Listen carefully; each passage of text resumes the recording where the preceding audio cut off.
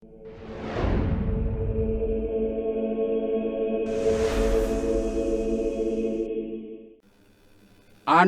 itu dibungkus dengan kain lampin dan dibaringkan di atas palungan.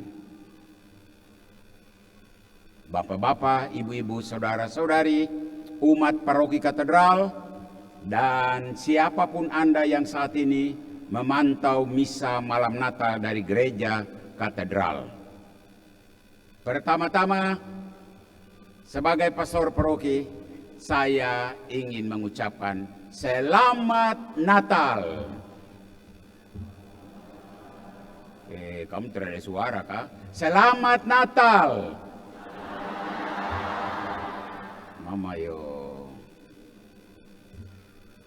Banyak orang mengucapkan Selamat Natal, tapi banyak tidak tahu arti makna dari Hari Raya Natal.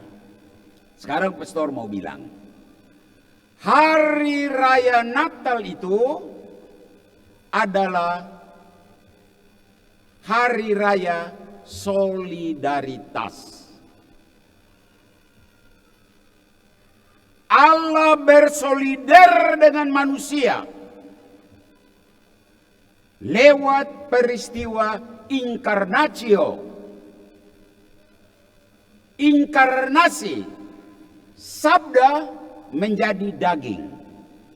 Allah menjadi manusia dalam diri Yesus.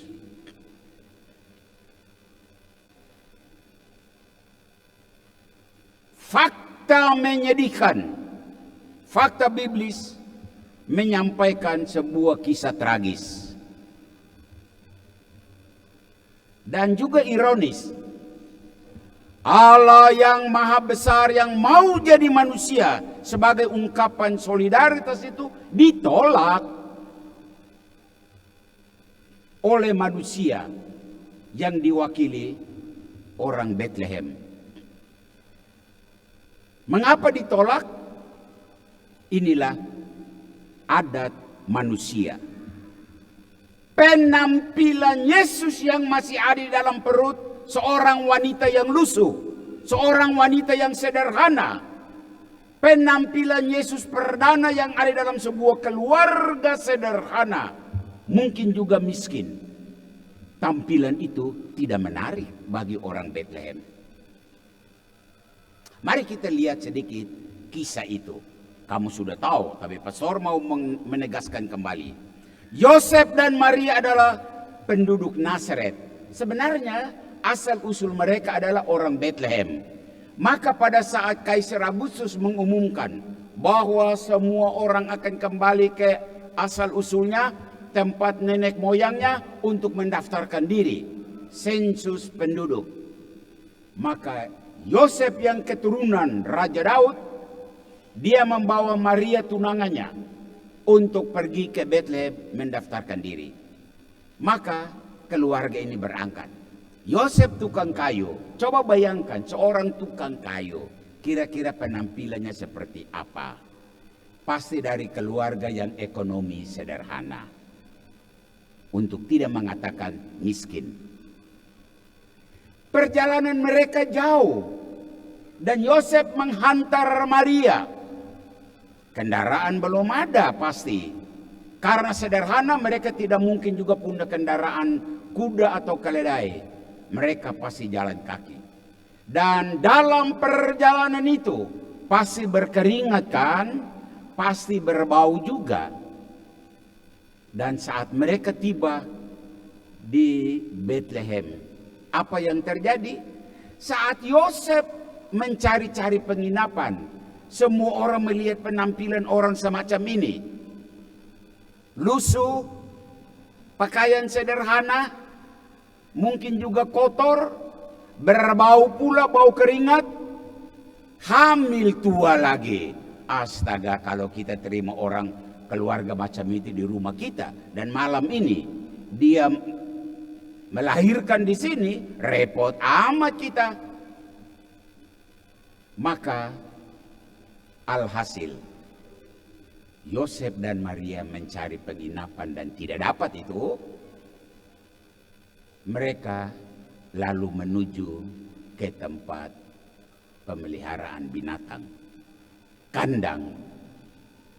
Mengapa kita bilang kandang? Karena dalam Injil disebutkan dia dibarungkan di dalam palungan, bukan box baby, bukan tempat tidur. Palungan itu adalah tempat makanan binatang. Ini indikasi bahwa mereka ada di sebuah kandang. Lihat, kandang yang dibuat mungkin ini terlalu bagus juga, tetapi kandang karena hasil penolakan. Inilah berita Natal, berita tragedi kandang. Berita Natal adalah tragedi palungan. Sangat menyedihkan. Sangat menyedihkan. Yesus, apakah karena rencana Tuhan atau karena kebetulan dia lahir di dalam keluarga yang sederhana ini, keluarga yang tidak terkenal? Maka saat orang sederhana dan tidak kenal ini ditolak, Yesus yang ada di dalam perut Maria, Yesus yang ada dalam keluarga sederhana ikut ditolak. Sangat tragis. Dan memang betul itu tragedi kandang, tragedi palungan. Sampai di sini pelukisan kandang Natal harap menjadi pemahaman kita bersama.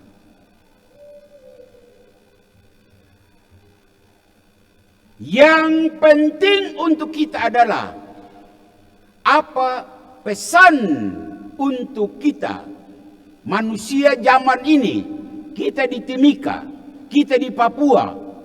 Apa pesan Natal untuk kita? Pastor punya satu pesan, dan pesannya berbunyi begini: jangan membuat Yesus terbaring di palungan untuk kesekian kalinya dalam diri saudara-saudari yang ditolak karena mereka miskin, ditolak karena mereka rakyat jelata, bukan pejabat, yang ditolak karena mereka orang asing, orang pendatang, orang yang tidak dikenal. Itu pesannya. Saudara, menyongsong tahun politik. 3 minggu saya tidak berada di Timika. Dan beberapa hari lalu saya pulang dan saya melihat kota Timika dibanjiri dengan spanduk-spanduk, baliho-baliho. Dan sejauh yang saya lihat, paling tidak dari katedral sampai SP2, luar biasa. Yang membuat bahagia adalah banyak wajah Papua di sana. Hebat. Banyak orang Papua yang mencalonkan diri menjadi nanti kalau dipilih anggota legislatif. Ini sesuatu yang bagus. Nah,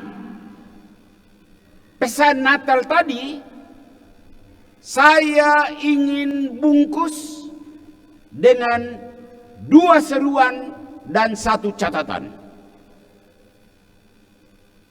Dan mohon dengar baik-baik. Seruan yang pertama,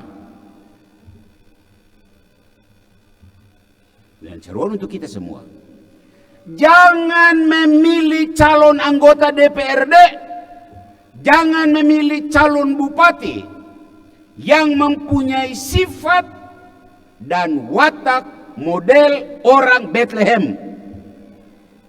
Kenapa? Karena orang Bethlehem mata duitan, karena orang Bethlehem kolusif dan nepotis. Maka Yosef dan Maria yang tidak punya uang, Yosef dan Maria yang tidak punya koneksi, Yosef dan Maria yang tidak punya famili, mereka ditolak di Bethlehem.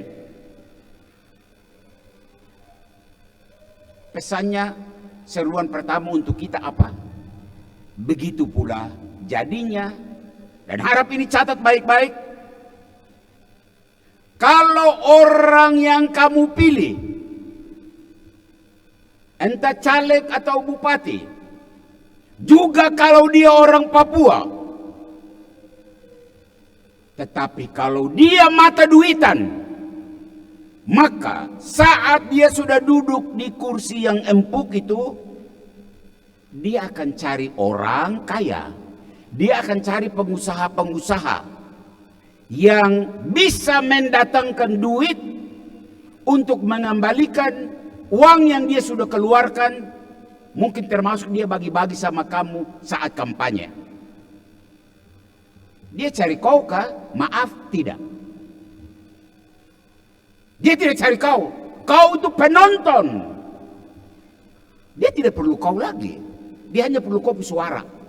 Dan sekarang dia berleha-leha dengan suaramu. Kalau orang yang kau pilih saat pileg dan pilkada, juga kalau dia orang Papua, kalau orang itu nepotis dan kolusif, maka saat dia sudah berhasil duduk di kursi yang empuk itu, dia akan kumpulkan orang-orang dekat. Dia akan kumpulkan famili-famili. Kolusi toh. Dan orang-orang dekat dia itu akan diajak bekerja sama untuk mengatur daerah ini. Misalnya, ditempatkanlah di posisi-posisi strategis saat rolling jabatan agar bisa membawa keuntungan. Fakta toh yang kau alami. Sedangkan kau farek dengan kau, saya tidak butuh kamu lagi. Saya sudah dapat suara. Kau hanya dibutuhkan saat kampanye untuk mendapatkan suara. Sadarlah akan hal itu. Itu seruan yang pertama. Seruan yang kedua, kalau nanti kita memasuki masa kampanye ya untuk pemilihan nanti caleg dan calon Timika 1. Saat kampanye itu apa yang biasa mereka lakukan? Mereka akan bagi-bagi uang untuk bisa mendapat suara.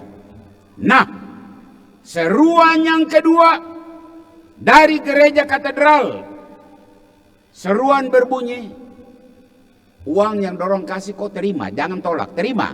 Ini rahmat toh, tapi jangan pilih mereka. Jangan coblos ini. Ini sudah tanda-tanda tidak bagus. Dia tidak kenal kau, tapi mendekati pileg, dia bagi uang sama kau. Artinya ada tanda tidak baik. Maka terima dia punya uang, tapi jangan coblos dia. Anda harus coblos orang-orang baik, Papua atau non Papua, yang Anda bisa lihat dia punya rekam jejak, ini orang baik. Jangan berikan suaramu untuk orang jahat yang bermental orang Bethlehem. Dalam otaknya dia bisa beli kamu. Dan setelah dia beli, dia dapat suara, dia tidak berpaling sedikit pun kepadamu. Ingat, Anda punya harga diri. Jangan gadai harga dirimu dengan fulus yang 1-2 sen itu. Tidak, kau punya harga diri lebih. Belajarlah dari pengalaman saat ini toh. Kamu dengar banyak orang menghujat anggota DPR, Banyak orang mempersalahkan bupati. Saya Pastor Amandus dari Gereja Katedral mau mengatakan DPRD, anggota DPRD tidak salah. Bupati tidak salah. Yang salah adalah kau yang memilih dia. Sadar itu. Sekarang baru kau bicara-bicara. Kenapa kau pilih dia? Terima nasibmu. Maka ini pelajaran kita memilih orang yang hebat. Dan bukan orang kita memilih kucing di dalam karung. Sekarang jadinya kita menerima hasil. Seruan kedua. Terakhir sebuah catatan. Tadi dikatakan bahwa cukup banyak orang Papua yang maju. Itu tanda bagus. Tapi pastor mau kasih catatan. Dan orang Papua dengar baik-baik. Ikan makan ikan. Orang Papua bisa makan orang Papua. Orang Papua bisa bunuh orang Papua. Mau lihat bukti? Ocus. Ocus itu diberikan oleh Jakarta. Sebagai tawar-menawar berkaitan dengan permohonan permintaan untuk merdeka. Dikasihlah Ocus. Tapi hasil Ocus siapa yang makan? Kau jawab. Kau jawab. Papua makan Papua. Papua bunuh Papua. Ikan makan ikan ternyata. Syukur masih ada banyak orang Papua yang baik. Dan siapa tahu orang-orang baik itu adalah mereka yang besok lusa akan kamu pilih. Ya. Pilihlah orang yang tidak bermental orang Bethlehem. Agar kita tidak sengsara di masa yang akan datang. Itulah 2 seruan dan 1 catatan. Selamat Natal untuk kita semua. Dan selamat memasuki tahun politik. Tuhan memberkatimu. Tuhan memberkati kita semua. Amin.